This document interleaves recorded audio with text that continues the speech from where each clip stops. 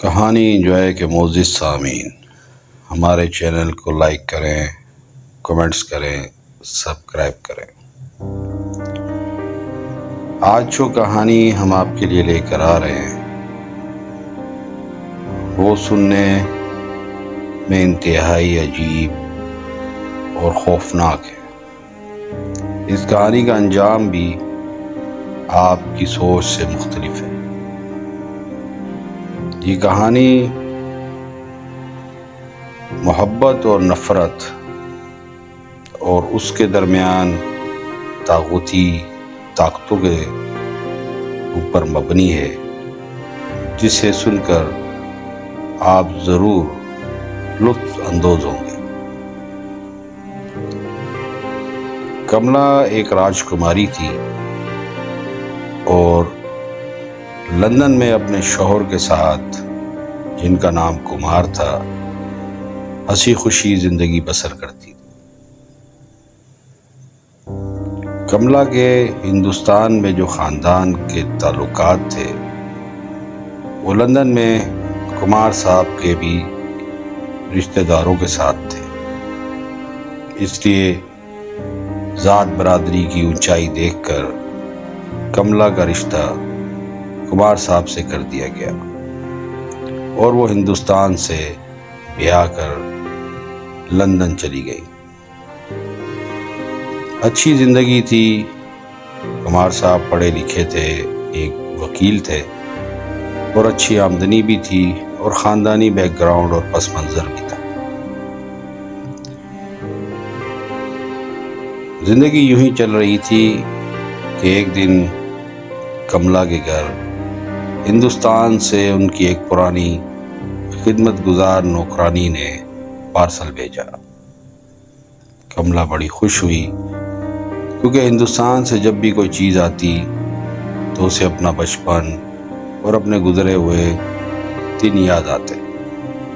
उसने पार्सल खोला तो उसमें एक लॉकेट और कुछ रवायती लिबास थे। वो काफ़ी खुश थी। अभी वो देख ही रही थी कि अचानक उनकी नौकरानी दौड़ती हुई आई। उसका सांस फूला हुआ था, रंग फक था और चेहरे पे हवाइयाँ उड़ी हुई थी। कमला हैरान रह गई कि इसे अचानक क्या हो गया। उसने फौरन कमला कहा, कमला दीदी, कुमार साहब की हालत बहुत ख़राब है और वो बेहोश हो गए। कमला हैरान रह गई कि कुमार साहब एक हसीन और जमील और सेहतमंद नौजवान है, उन्हें अचानक क्या हो गया। उन्होंने वो सब कुछ वहीं छोड़ा और भागते हुए कुमार साहब के कमरे में पहुंचे। कुमार साहब फर्श पर बेहोश पड़े हुए थे। फौरन उन्हें अस्पताल मुंतकिल किया गया और ये खबर हिंदुस्तान में कमला के वालिद राजा शमशेर को पहुंचाई गई। राजा शमशेर की इकलौती बेटी थी। वो भी परेशानी के आलम में फौरन लंदन आ गए और अपने साथ एक साधु भी लाए कि शायद कुमार साहब पे कोई साया हो गया हो तो उसका तोड़ किया जाए। दूसरी जानिब जिस हॉस्पिटल में कुमार साहब दाखिल थे वो डॉक्टर बहुत परेशान थे क्योंकि कुमार साहब का जिस्म तेज़ी से सूख रहा था और ये पिछले 2 माह से सिलसिला चल रहा था। उन्हें उनकी बीमारी भी समझ नहीं आ रही थी। जब साधु साहब भी आ गए तो राजा साहब की इजाज़त के साथ साधु साहब ने एक बड़े मैदान में रात के वक्त एक अमल शुरू करवाया, जिसके लिए कदावर आईने को सामने रखकर कुमार साहब की तस्वीर हाथ में लिए कुछ पढ़ने लग गए। राजा साहब ने पूछा कि बाबा जी आप क्या करने लगे। तो उसने कहा, राजा जी मैं ये तस्वीर इस आईने के साथ लगाऊंगा, अगर कुमार साहब के ऊपर कोई भारी साया या कोई कठिन मामला हुआ तो वो जाहिर हो जाएगा। जैसे ही उस तस्वीर को आईने के साथ लगाया गया तो उस आईने के अंदर धुआं महसूस होने लगा जितने भी लोग राजा साहब के साथ थे वो खौफजदा से हो गए। अचानक वो धुआं आईने से बाहर आने लगा और साधु मंत्र पढ़ते पढ़ते आईने के करीब जाने लगा। जब वो आईने के बिल्कुल करीब हुआ तो अचानक आईने में से खौफनाक हाथ निकला और साधु को आईने में ले गया। सब हक्का बक्का रह गए, आंखें फटी रह गई और रात का सन्नाटा होने और खौफनाक लगने लगा। अचानक कुछ देर बाद साधु को जैसे आईने से बाहर की तरफ पटक दिया गया। वो ज़मीन पर गिरे तो उनका रंग भी फक्ता, बाल खड़े थे और चेहरे पे हवाइयाँ थी। राजा साहब उनकी हालत देख के परेशान हो गए, क्योंकि वो हिंदुस्तान के माने हुए साधु थे और जंतर मंतर में बहुत कमाल रखते थे।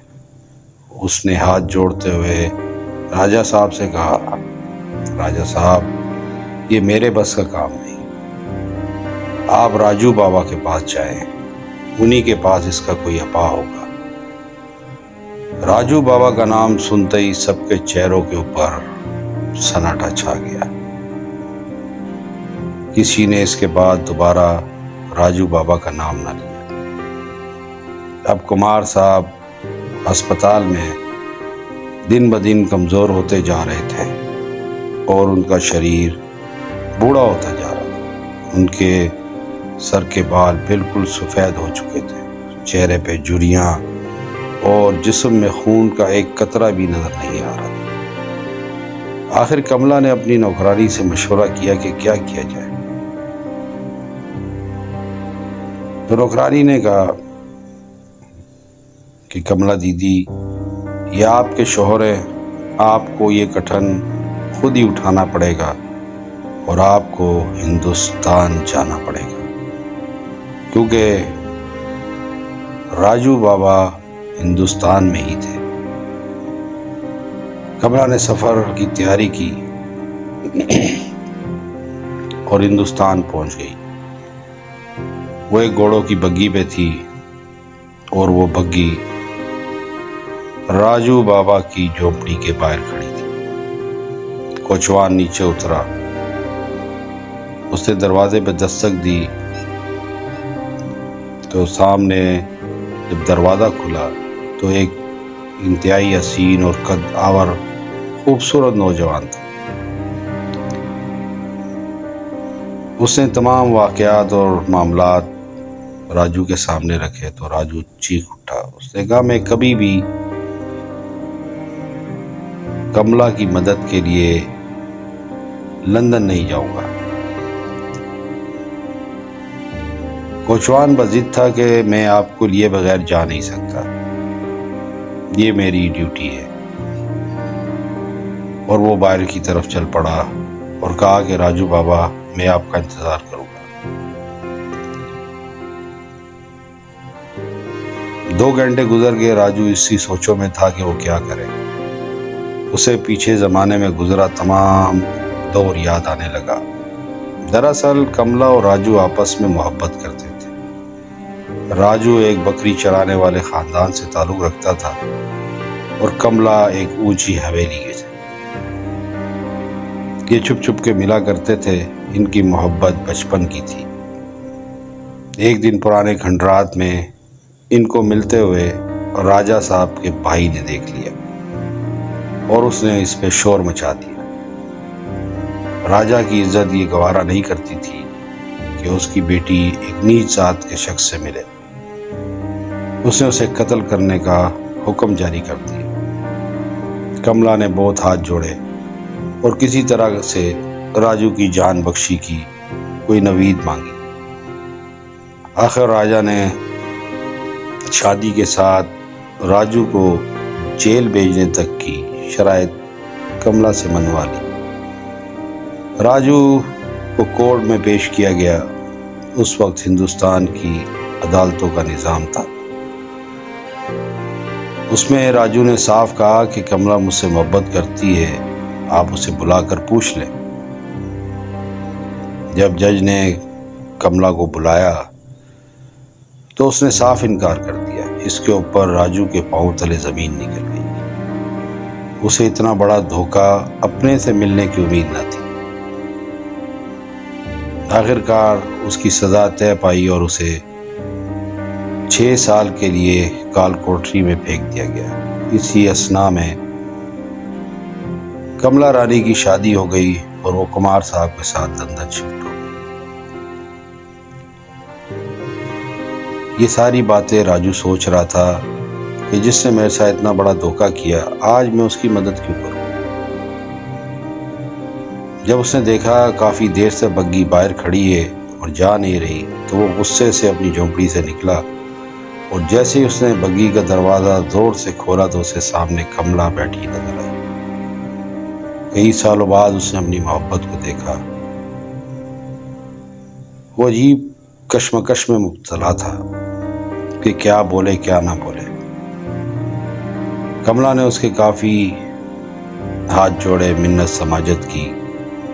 राजू ने भी उसे उसकी तमाम गुजरी बातें और उसका जुल्म याद दिलाया। आखिरकार दोनों में ये तय पाया कि राजू लंदन में उसकी मदद के लिए ज़रूर जाएगा। उन्होंने लंदन का सफ़र बांधा और वहाँ की तैयारी की। लंदन पहुँचने के बाद राजू ने जब पहली नज़र कुमार साहब को देखा तो उसने कुछ चाप किए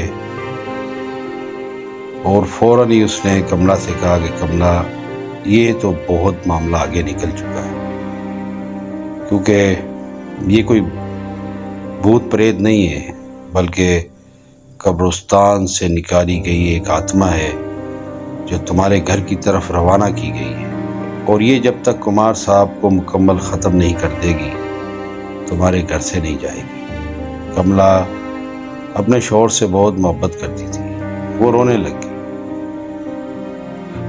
राजू ने कहा कि ये रूह बिला वजह तुम्हारे घर नहीं आ सकती, इसके आने का कोई जरिया है। याद करो तुम्हारे घर आखिरी दफा क्या हुआ था।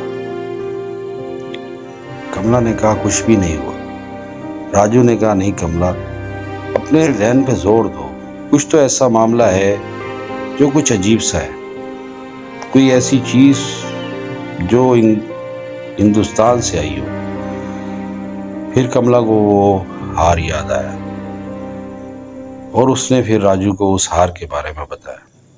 राजू ने जैसे ही हार को देखा और उसे जब कुमार साहब के माथे पे लगाया तो कुमार साहब की तबीयत शदीद बिगड़ना शुरू हो गई। उनका जिस्म हवा में कई फुट बुलंद होने लग गया और पेट पे पटकने लगा अपने आप। राजू ने कहा ये उस कब्रिस्तान से निकाली गई रूह का हार है। अगर हमने इसे दोबारा उसकी कब्र में नहीं पहुंचाया तो मामलात हमारे हाथ से निकल जाएंगे। राजू ने कहा मुझे अब दोबारा हिंदुस्तान जाना पड़ेगा। कमला ने कहा ठीक है, मैं तुम्हें स्टेशन तक छोड़ती हूँ। जब ये स्टेशन की तरफ जा रहे थे तो राजू ने बड़े खुफिया तरीके से उस हार को पास बहती हुई नदी में फेंक दिया, क्योंकि अब हार नदी के हवाले हो चुका था और कुमार साहब का कुछ नहीं होने वाला था। जाते जाते कुछ ऐसी बातें हुई कि कमला को राजू पे शक हो गया। उसने कहा राजू एक बात बताओ, तुम्हें किस तरह ये बात पता लगी कि हमारे घर कुछ आया था और तुमने इतने वसूख के साथ उस हार के ऊपर बात भी की है। कमला ने फौरन राजू को पकड़ लिया, कहा तुम ही असल में गुनहगार हो, उस रूह को तुमने ही हमारे घर भेजा। फिर राजू मान गया। उसने कहा जलन और नफरत में मैंने ये सब किया, जो तुमने मेरे साथ किया उसका बदला लेने के लिए मैंने एक बुरी आत्मा को तुम्हारे शौहर के शरीर में दाखिल करवा दिया, क्योंकि तुमने मुझे धोखे के साथ 6 साल जेल में सड़ने के लिए छोड़ दिया। कमला रोने लग गई। उसने कहा, वाह राजू, तुमने मोहब्बत सिर्फ पाने को ही समझा है। मोहब्बत तो लाजवाल होती है, ये सिर्फ पाने ना पाने का नाम नहीं होती। आप जिससे मोहब्बत करते हो फिर उससे मोहब्बत ही करते हो, नफरत नहीं कर सकते। फिर कमला ने उसे तमाम वो बातें बताई जो राजा साहब और उसके दरमियान हुई। राजू को एहसास हुआ कि उसकी तो जान बख्शी गई थी और इसमें कमला ने एक बहुत बड़ी कुर्बानी दी। राजू पछता रहा था क्योंकि लॉकेट को वो फेंक चुका था। उसने कमला से माफ़ी मांगी और उसने कहा, कमला कुछ भी हो जाए मैं तुम्हारे कुमार को कुछ नहीं होने दूंगा। मैं अपनी तमाम ताकत लगा दूंगा उसे बचाने के लिए, मगर मुझे अपने मुर्शद के पास रुजू करना पड़ेगा। राजू ने एक रात का चिल्ला काटा और एक अजीब सी दुनिया में जा पहुंचा जहां उसके गुरु थे। उसने तमाम वाक़यात बताए। गुरु ने कहा, राजू तुम बहुत बड़ी गलती कर बैठे।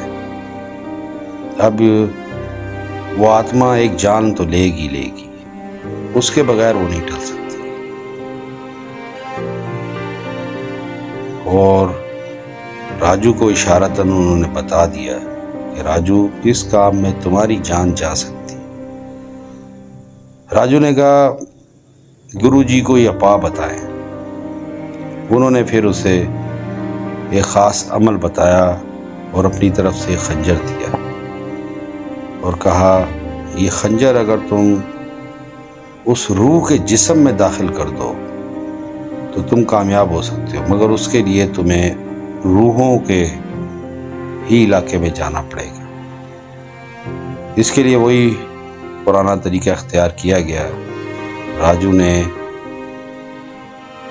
उसी लंदन में एक मखसूस कमरे के अंदर आईना मंगवाया, कुमार साहब की बॉडी को मंगवाया और आपस में कमला और राजू ने यह तय किया कि वो इस आईने से पार होकर उस दुनिया में जाएगा और वहाँ मौजूद उस हार को लेकर आएगा जो नदी में बहा दिया गया था, और अगर उसे मौका मिला तो वो उस बदरू को इस चाकू से मारने की कोशिश करेगा। उसने कहा कि तुम्हारे हाथ जैसे ही वो हार लगे तो कमला तुमने उसे फ़ौरन जला देना है, क्योंकि उसके जलते ही कुमार साहब अपनी असल हालत में आना शुरू हो जाएंगे। कमला अपने सामने राजू को उस आईने से दूसरी दुनिया में जाता देख रही थी। जब वो अंदर दाखिल हुआ तो कमला के सामने भी पिछली दुनिया ज़ाहिर हो गई। अब वो आईना नहीं रहा बल्कि एक शीशा बन गया था जिसके दूसरी पार कमला देख सकती थी। वो देख रही थी राजू एक अंधेरे से कमरे में किसी को तलाश कर रहा है। अचानक उस पर मुख्तलिफ जगहों से वार होने लगे, कभी छत का गिरना, कभी सतूनों का गिरना। फिर वो बदरू ही उसके सामने आ गई और उसके पास वो लॉकेट भी था। उसने राजू को गर्दन से पकड़कर आसमान में मुलक कर दिया। राजू ने उसके सीने में वो खंजर उतारने की कोशिश की, मगर खंजर उसने एक हाथ से दूर जा फेंका। अब ये बड़ी गुमसान की एक जंग थी जो राजू को जीतनी थी। राजू के पास बड़ी मुश्किल से वो हार हाथ लग गया था, मगर अब मुसीबत ये थी कि वो बदरू उसको छोड़ नहीं रही थी। वो बुरी रूह ने उसके पांव पकड़ लिए। राजू हिल नहीं पा रहा था। वक्त बहुत कम था क्योंकि ये ख़ास समय था जो गुरु साहब ने बताया था, और उसमें ये तय था कि अगर ये हार मुकर्ररा वक्त तक आग तक ना पहुंचा तो कुमार साहब उसकी जिंदगी खत्म। राजू के पास अब एक ही रास्ता था, वो था वो आईना जिससे उसने दोबारा कमला की तरफ आना था। मगर जब राजू ने देखा कि मैं बेबस होता जा रहा हूँ, तो उसने बहुत ज़्यादा ताकत लगाकर उस हार को उस आईने की तरफ उछाल दिया। जैसे ही हार आईने से टकराया, आईना चकनाचूर हो गया और हार कमला के कदमों में पड़ा था। अब एक बात तो तय थी कि राजू उस दुनिया में फंस चुका था। अब उस दुनिया से इस दुनिया में आने का रास्ता, वो आईना टूट चुका था। राजू ने उसे चीख कर कहा, कमला इसे जलाओ, इसे फौरन जला दो। जैसे ही कमला उसे जलती हुई आग की तरफ लेकर बढ़ी, वो बदरू समझ गई कि ये क्या होने वाला है। उसने राजू को छोड़कर कमला की तरफ दौड़ लगाई, मगर जैसे ही वो आईने के पास पहुंची तो उस बदरू को भी अंदाजा हो गया कि वो इस आईने को अब क्रॉस नहीं कर सकती। कमला ने उस हार को आग में फेंक दिया। वो आग में फेंकने के साथ ही वो भटकती और गंदी रूह दूसरी दुनिया में जलकर भस्म हो गई और कुमार साहब फौरन सेहतयाब होना शुरू हो गए। मगर राजू उसी दुनिया में रह गया और छोटे छोटे आईने के टुकड़ों में उसके जिस्म के मुख्तलिफ हिस्से कमला को नजर आ रहे थे। कमला बेबस थी। राजू भी अपनी रूहानी ताकतों से वापस नहीं आ सकता था। आखिर राजू वहीं गुम हो गया और कमला कुमार साहब को लेकर अपने बड़े महल में आ गई। तो दोस्तों, ये एक मोहब्बत की सच्ची कहानी है जो हिंदुस्तान और पाकिस्तान बनने के दरमियान वजूद में आई। उस वक्त जादू टोना ये बहुत ज़्यादा हुआ करता था। तो दोस्तों, अगर आपको ये कहानी अच्छी लगे तो लाइक करें, कमेंट्स करें, सब्सक्राइब करें और हमें कुछ टॉपिक्स बताएं जिस पर हम आपके लिए अच्छी सी नई वीडियोस बना सकें।